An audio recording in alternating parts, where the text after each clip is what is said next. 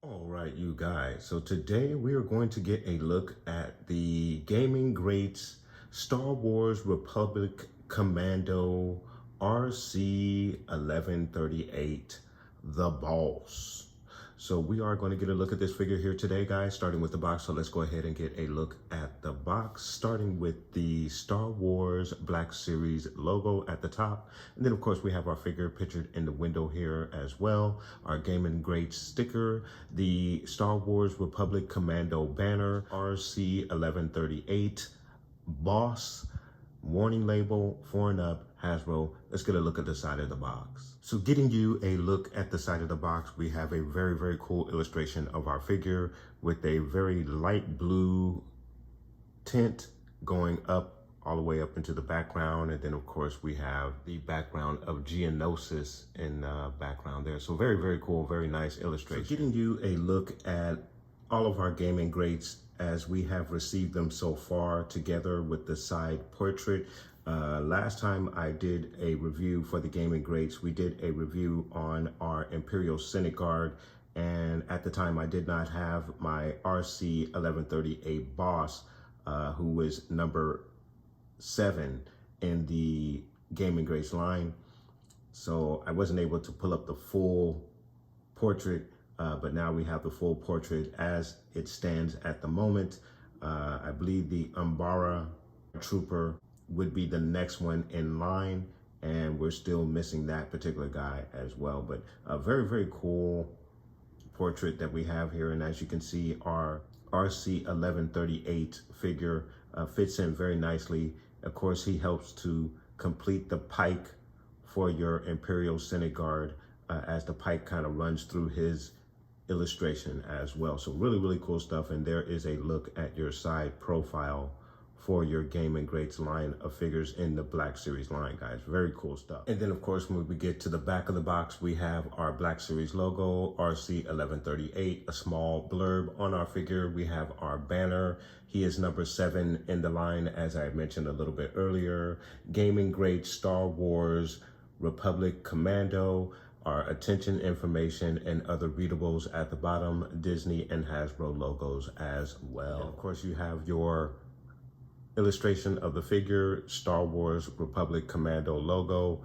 Very nice stuff there on the back of the box. Then your blurb for your RC-1138 figure reads, Republic Commandos introduce the Elite Delta Squad, a team of clone commandos dispatched to handle the most dangerous missions for the Republic. So a really cool blurb on your figure and very awesome back portrait of the box.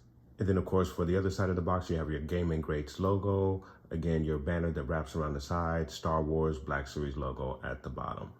And then of course, we're back around the front. So guys, we're gonna pop this guy open. We're gonna get a look at all of the detail and weathering on this guy. And we'll also discuss the body style of this particular figure. I've also heard some complaints about that as well, so we will address that in our review as well. We'll get a look at the accessories, and a small diorama will follow shortly after the review, guys, so please stay tuned. All right, you guys, so we have our figure out of the box, and I have to say, first impressions, just kind of fiddling around with the figure, getting him into a pose. I really do like him so far. Now, as I had mentioned earlier in this particular video, I did hear some grumblings about the body sculpt of this particular figure, how it's more like a regular clone versus something that should be a little bit bulkier, should be more like Wrecker. So guys, let's go ahead and get you a closer look at this figure. So getting you guys a closer look. Again, I like him a lot. I like the design. I like the paint and how it's kind of scruffed up a little bit and chipped up here and there. and the design on the helmet is just absolutely awesome. Just really nice stuff. On the backpack as well, you have some scuffs and whatnot, but it's fairly clean actually. And that is the other thing that I've heard. Looks like there's a little misstep with the paint there, some orange paint spilled there. I also saw right underneath the helmet there, also another little splash of orange paint that's not in the proper place. So a couple of QC painting issues, nothing major, nothing to really cry about. Just something that's noticeable. But getting to the weathering, you have a couple of spots here on the knee, the thigh, and on the chest. But I have heard complaints that he's just a little too clean, not as gritty and dirty as they appear to be in the game. But of course, each collector can weather their figure as they please. So again, that's not a huge issue for me. I do like the sculpting of the helmet, just really awesome. And the paint job, just all the way around. The helmet is probably the most impressive here. I love the blue visor on the inside. It's really nice stuff. Nice detail on the helmet, very impressive. And of course, he has his weapon, his blaster, and his backpack, which is his only two accessories. But he is a very cool looking figure. All right, you guys, so we're gonna go right into articulation. So your figure is going to give you a straight arm like so. Gonna give you an elbow bend that goes back pretty far, actually. It's really nice. You do get the 360 action as well in the arm, so that's really cool. But you do need to watch out for the shoulder pad because it does roll with it. He's gonna give you an excellent T-pose as well. Your twist is at the elbow. You have a twist at the elbow. You also have your twist in the wrist as well. Your right hand is going to give you an up and down hinge. So you have an up and down hinge in the right hand.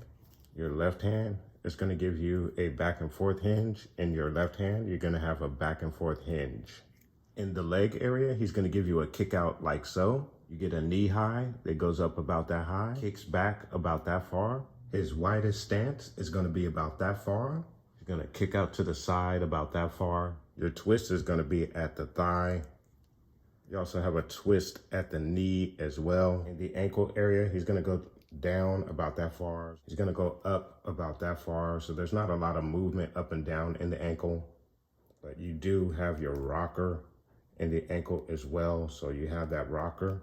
In the torso, he's going to go down about that far, back about that far. You have a really nice range in the torso. Your left to right, very nice.